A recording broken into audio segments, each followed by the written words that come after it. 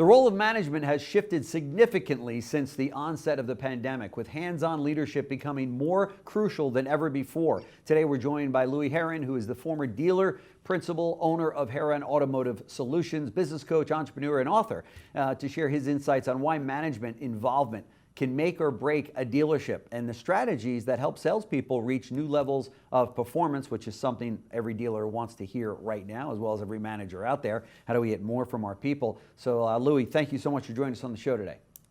Jim, great to be on, buddy. Great to be on. Yeah, thanks for coming back. But yeah. What management practices do you believe contribute to a dealership's success in this current market that we're in? Obviously, it's a race to the bottom again for gross profits. Yeah. Inventory levels are through the roof.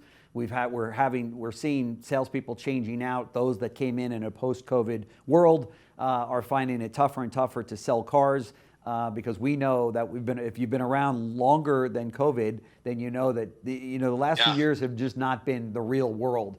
And some of those salespeople are having a difficult time. But so what would you say? What are some of the things that managers really need to focus on to contribute to the success of the store today? Well, you mentioned earlier, the very first thing is hands-on. And I think so many sales managers in the car business, especially over the last 15, 20 years, since all F&I has gone to the desk.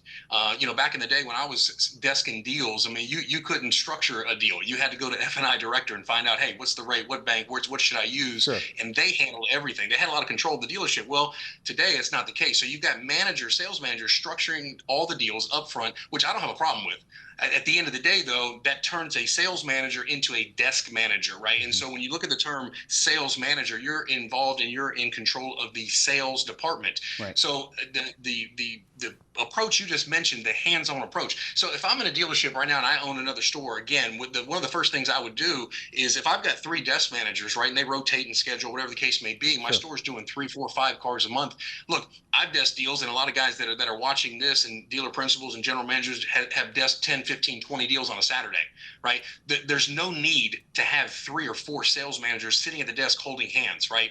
So in my mind, have one guy desking the deals. The other guys, 2 or 3 need to hit the floor. One needs to hit the phone, and managers don't really want to hear this. And I get it, because what we're talking about post-COVID is we're talking about that blocking and tackling. We're talking about getting back into it. When I coach and teach in a lot of the stores that I'm in, I'm actually telling the sales managers the same things I'm telling the salespeople. In other words, you should have a reconciliation on a daily basis to know what internet leads, what phone leads came in yesterday. What's the process? The current process in most stores is the BDC internet handle that.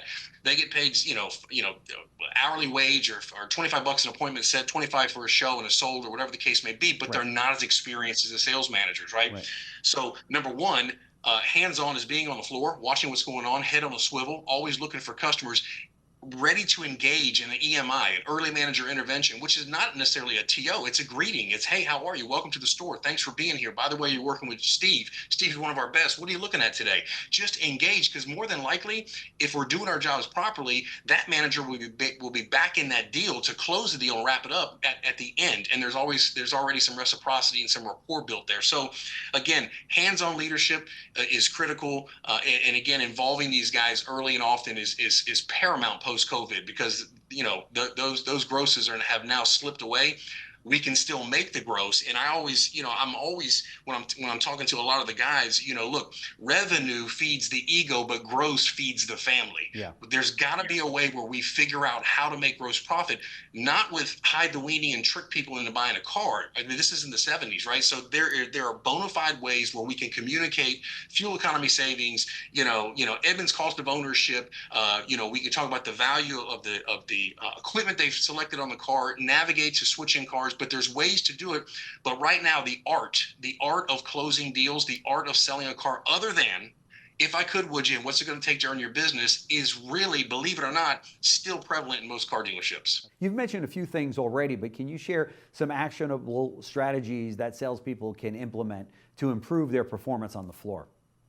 Yeah, absolutely. Well, first thing is, again, if they're not utilizing social media, that's prevalent. You've got to utilize social media, and again, the tactic and strategy to how to do it, it varies with a lot of people, right? Some people say a lot of frequency gets attention. I tend to agree with that. However, if it's the wrong attention, if it's always price, price, price, and you're always throwing the hook, there's never a jab, you're not setting that up. Right. Everything has to be done at a systematic way. The other thing is the utilization of video. So many salespeople say, when I'm in dealerships, I got these leads and they're non-responsive. No one's picking up. I'm leaving messages. And two things happen. Number one, the salesperson gets blacked out. Right? They don't look forward to leaving a message for the 13th time, right? And again, and we actually hope they've actually called 13 times, because most salespeople stop at 2 or 3, right? So again, video, text message, but it's not just sending a video, which customers, by the way, will respond at a 58% rate versus a left message. Yeah. However, we got to learn what to say. So again, if I'm teaching and coaching salespeople, for me, just say, hey, send video to all your unsold prospects, send video to all your sold customers. Right? Yeah. If I leave them and they don't know, like, okay, Louie, which way do we navigate? What do I say? Right. Everything's got a specific design on what we do and why we do it to get a specific result. If we can get the result, we change the behaviors of the sales team, because now all of a sudden, again, morale is the basis of production. So I can give a rah-rah meeting and I can fire people up. However, that only lasts for a certain amount of time. What is sustainable is a salesperson putting in efforts, getting social proof that, hey, this is starting to work. Now he's putting units on the board, making gross profit. You've never found a salesperson that sold 37 cars that's blacked out. Right? I mean, production is the key. And so again, I feel like sales management has to figure out a way to make sure that they're transferring that energy, because really that's all we're doing in the dealership. From management to sales to consumer, all we're doing is transferring energy again. And that frequency is what people frequently see. If you walk into a store, Jim, you and I both, when I say this, you're going to know exactly what I'm talking about. I've gone in to buy stores, or a prospect to buy a store. As soon as I walk in that facility, I'm like, oof, this is a home run.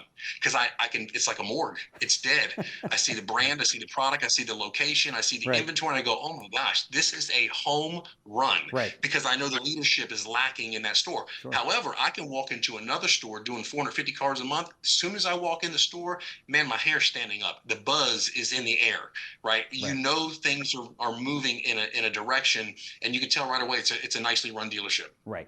I couldn't agree more. I've been in both of those situations, both those stores, and obviously every sales manager out there wants to get it to the point that, you know, there is a buzz in the air, there is an atmosphere of positivity throughout the showroom and the lot and such, and among the team. And you're right, you can tell when you walk into a store whether or not, you know, the leader of that team is hiding back there behind the desk and saying, I don't want to talk to any customers, just bring me a transaction, bring me a deal, and I'll try to Foursquare or whatever. Well, listen, and you talked about before, and this is so critical, why training is more important today than probably ever. You look at the political landscape going on. Yeah. I mean, you've got, you know, there are things that are going to affect our business, right? You know, you've also got, you know, Iran and Israel, and that's a big conflict that's going to affect gas. Gas will be affected, and that's going to affect how we approach car deals. That's going to be affecting how we communicate with customers. So again, training is huge, and that's why I always say we want to battle the dragons, we want to fight the bears. That's right. Battle the dragons, fight the bears, right? And so those dragons are all the doubts, the fears, the insecurities, the worries that happen within every individual in a dealership, and those bears are the outside circumstances. We got to fight those things because they're uncontrollable. So training, I think, is critical to what we need to get done and accomplish on a daily basis, and it's got to be consistent. If the managers aren't doing it, all right, if I'm a dealer principal and I'm a manager and it's not getting done, yes, it's frustrating to go find an outside source to get it done. It is frustrating because you figure you're paying the guys to get that done. I totally understand. The reality is you're not alone. That's right. I'm in stores all over the place, from Los Angeles all the way to Sawgrass in South Florida. Sales managers, it doesn't matter where you're at, salespeople all have a filter that they see their world through, and it's all very similar. It doesn't matter the location. So, you know, again, training's huge right now. It's got to get done one way or another. It's the only way we're going to improve. We're going to get better. And the training should be not only specific to the niche of the auto industry or what someone's actually doing. It's also got to be training the individual to become a better person, because culturally, if they become better, the environment becomes better, the atmosphere becomes better, and then all of a sudden, collectively, the team does better. No question about it. I'm going to leave it right there. Louie Herron, former dealer, principal, entrepreneur, business coach, speaker, author. This guy is the real deal. So if you're looking for, you know, somebody to bring into your dealership to turn it upside down and get it to the next level, Louie might be the guy you're looking for. We'll show the information here on the screen as to how to get a hold of him. And Louie, thank you so much. Really appreciate you coming in and stopping by CBT News. I know that our viewers will get a lot out of your visit with us, as they did last time you were on. So thanks so much. Awesome. Thanks, Jim. Appreciate you. Thanks.